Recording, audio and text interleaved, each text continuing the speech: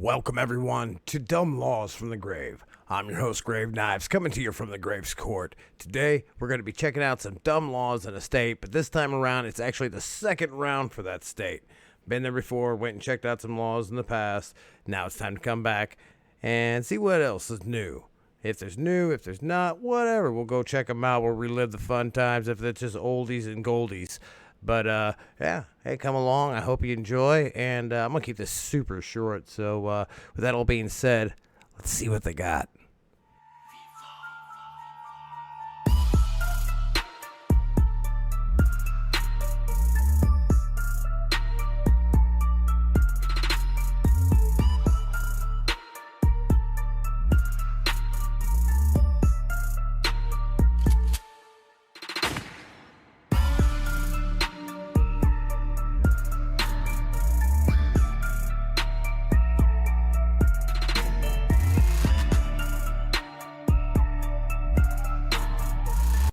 All right, everybody. So getting us started with round 2 for dumb laws in Vermont. First one on the list here. It is illegal to paint a horse in Vermont. I don't know who the fuck is painting horses, but knock it off. Knock that shit off. What the... No, realistically, the best way I could think maybe is like... maybe like a horse race and painting numbers on the side of a horse. That's about the best thing I could think of. You know, the only reason why I would say you can't paint a horse in Vermont. It's either that or somebody seen the Wizard of Oz movie and at the end and took the, horse of a different color way too fucking literal. But I want a horse of a different color. Anyways. It's against the law in Vermont for vagrants to procure food by force. Apparently, if you have a good job and stable home life, it's acceptable to procure food by force. That is, I'm going to say that's definitely a much older law just because of the way it's phrased. Vagrants. These vagrants around here, if they try to procure food from you by force, it is against the law, and you are to call the constable immediately. Yeah, like that fucking old. So, it is illegal to paint landscapes in times of war. Okay, so it doesn't say paint landscapes of times of war. So they're not saying that you can't paint a fucking... They're saying that you can't... I wonder how old that's clearly, first reading impulse, I'm thinking Civil War time. But really, they had cameras in Civil... Yeah, they weren't abundant. Cameras were not overly abundant by any means in the Civil War time, but they had cameras. Okay. I could see this going even much further back where someone would be trying to paint the events of a battle, certain battles going on, like people maybe have seen occurring, or knew that were going to occur, certain military strategic movements where a battle was going to occur. And because that was definitely kind of how, back in, you forget further back, it was easier to tell when the hell they were going to clash. And I guess they don't want people, silencing of the press, Don't keep that PR image. No, that's going to hurt the PR image. Don't do that. Censorship, even back then, why not? Let's see. It is illegal to defame a court. If you call a Vermont court a kangaroo court or some similar moniker, and it might be, and you might be looking at a $200 fine. So, yeah. $200 if you call a court, and I don't think it can't be like contempt. Like if you were in the courtroom, you're like, "This is a kangaroo court." If like you get contempt, I believe it's whatever the judge decides to set the penalty of contempt to. I don't know that for sure, but sure seems that way. Whenever like, yeah, okay, you're contempt, 90 days in jail. It's like, what? You didn't even think about that. You were just like 120 days, 6 months. Fucking, who cares? So it seems like, so I would say that's actually like, sounds like a legit law. I mean, but it sounds more like maybe like, not just maybe public or I guess, yeah, if someone had disputes with the court and then was going around town, a city, fucking kangaroo court, this, kangaroo, and I guess if a cop wanted to be a real jerk and be like, hey, guess what? That's against the law. Here's your $200. And however, the $200 fine makes me think like it can't be that old.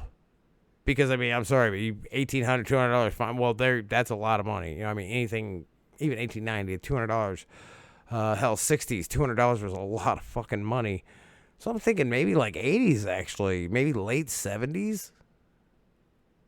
Maybe publicly defame. So that seems actually like it would be fair just by the price range of the fine.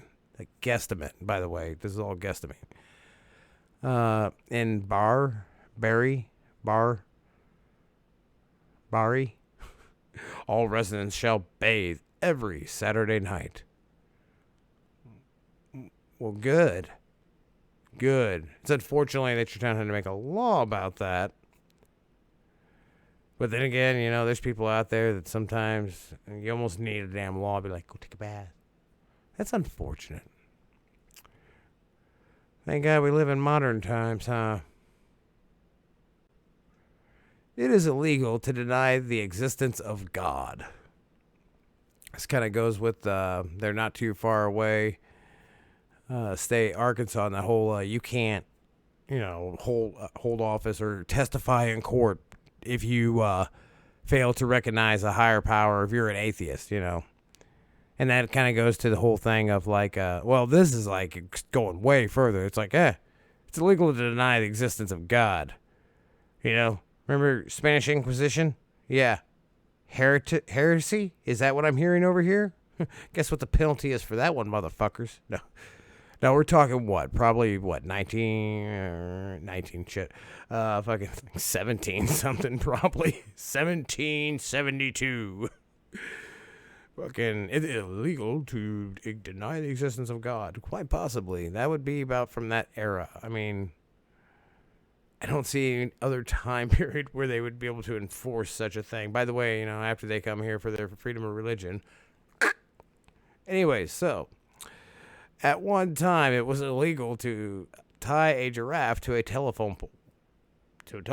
Why? Is there a lot of fucking giraffes in Vermont? Was this like, did this law, was it put in act, during the great release of the giraffes in Vermont?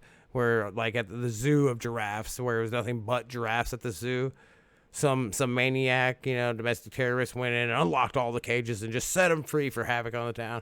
But they found out that everyone in the town really got along well with the giraffes, so they had them as pets. But then they had to, make a law. Hey, you can't tie it to the telephone pole. The giraffe, its head will hit the wires, and then you got a toasty giraffe, and that's no good.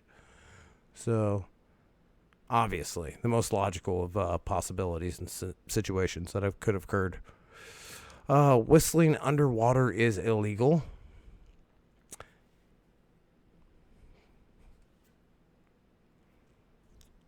Women must obtain written permission from their husbands to wear false teeth. I mean, in order to wear them, I mean, I don't see why a woman would need permission for it, period, Oh, I'm sorry, you can't tell, that's another 1800 law. Freaking 1792. We're changing the way things are. You can have false teeth now, Martha. But you only get to wear them with my permission. Oh, yeah. Anyway, so that's it for dumb laws on for round 2 for Vermont. There was a number of laws that were very reminiscent of the past, and I don't know how matching they were to the first round, but hell, I definitely want to say I enjoyed getting to see them again at the very least, because I know there was some repeaters there, especially that fucking whistling with underwater shit. That doesn't make sense. It never did back then. It doesn't make sense now. Nonsense. No, I hope you enjoyed. Till next time, everybody. I'm Grave Knives, and I'll see you then.